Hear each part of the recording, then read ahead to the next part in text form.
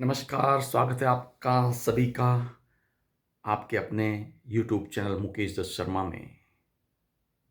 आज बात भगवान मनु की करते हैं। बड़ा बवंडर है। करीब 10,000 साल पहले जो उत्पन्न हुए थे, आज भी लोग उनके विरोध में खड़े हैं।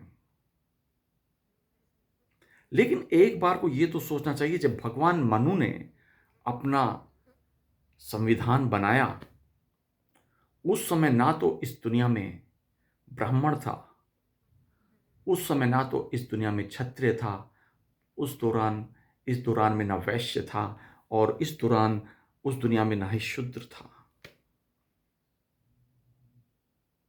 लेकिन उन्होंने, जैसे आज मोदी जी कहते हैं कि 47 साल बाद हम विकसित भारत की रूपरेखा उन्होंने तैयार कर लिया और उसके अनुसार चल रहे हैं। इसी तरह भगवान मनु ने आगे आने वाले लंबे काल के लिए इन 4 वर्णों का सृजन किया था। उस समय आदमी कोई नहीं था। कोई कहता है कि वो दलित थे, शूद्र थे, नहीं थे।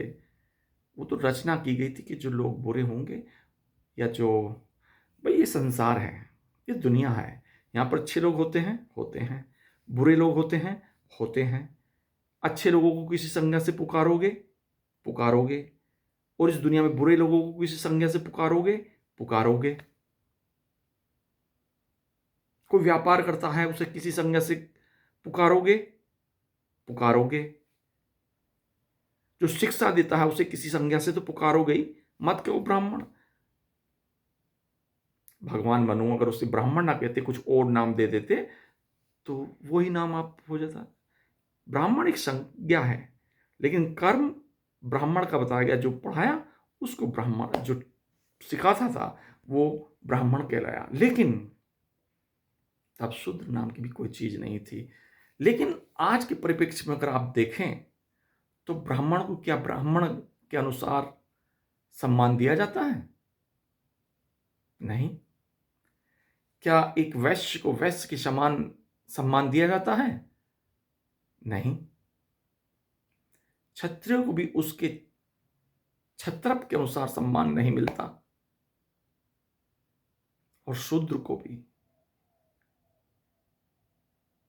नहीं मिलता। शूद्र से अब तात्पर्य, सबसे पहले शूद्र को ले लेते हैं। शूद्र को सफाई का कार्य क्यों दिया गया? क्योंकि दिया नहीं गया, देना तो पड़ता ही। जो भी लोग जैसे जेल में होते हैं, एक बार को मान लिए जेल है, उसमें सारे जो भी लोग हैं वो शूद्र कहे जाएंगे। उन्हें एक दंड है। जेल में किस तरह से किसी से चक्की पिसवाई जाती है, किसी को खेत में लगाया जाता है, किसी से लैट्रिन साफ कराई जाती है, लेकिन सबको छोटे छोटे कामों में लगाकर सजा दी जाती है। अब आज की दुनिया में क्या ब्राह्मणों का सम्मान क्यों नहीं है? क्योंकि ब्राह्मण का मतलब होता है जो दूसरों के लिए जीता है, दूसरे के भले के लिए जीता है, अपने लिए नहीं। अपना आप उसके लिए त्याग है, जीवन त्याग देगा, लेकिन दूसरे का भला सोचता रहेगा। आज तो ब्राह्मण खुद ही माल लूटने पर लग गए, तो सम्मान ब्राह्मण के रूप में नहीं है। एज ए अलग एक वो व्यक्तित्व के रूप में तो है, लेकिन ब्राह्मण के रूप में ब्राह्मण का सम्मान नहीं है। क्षत्रिय जो दूसरों के लिए लड़ता था, अपने प्रजा के लिए, अपने मोहल्ले के लिए, अपने गली मोहल्ले के लिए लड़ पड़ता था कि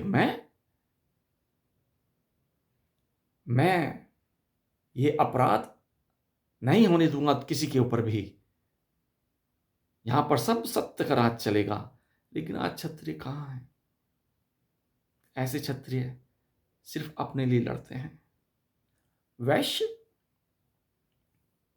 वैश्य को जो धन कमाने का काम करते थे।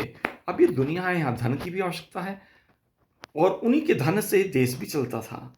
एक देश चलने के लिए तो धन चाहिए ही। तो वैश्य, आज जो भी लोग वैश्य हैं, जाति से नहीं, कर्मों से वैश्य हैं, जो पैसा कमा रहे हैं, उनको क्या इज्जत वैश्य के समान मिल रही है? नहीं मिल रही, उनको भी नहीं। क्यों नहीं मिल रही? क्योंकि वो कर बचाना चाहते हैं, भ्रष्ट तरीकों से धन कमा रहे हैं और सोच रहे हैं सरकार को इनकम टैक्स ना जाए। अगर इनकम टैक्स नहीं जाएगा तो फिर देश के पास पैसा कहाँ से आएगा? मैं खाली जाति से वैश्य की बात नहीं कर रहा, मैं समस्त समाज की बात कर रहा हूं। कहां से पैसा आएगा देश को? तो इसलिए मेरी आप सभी से विनती है, मनु को कोसना बंद कीजिए, क्योंकि उस समय कोई था ही नहीं। और अपने अपने कर्मों को, अपने अपने धर्मों को अच्छे से निभाइए, सबका भला सोचिए, सबको सम्मान मिलेगा।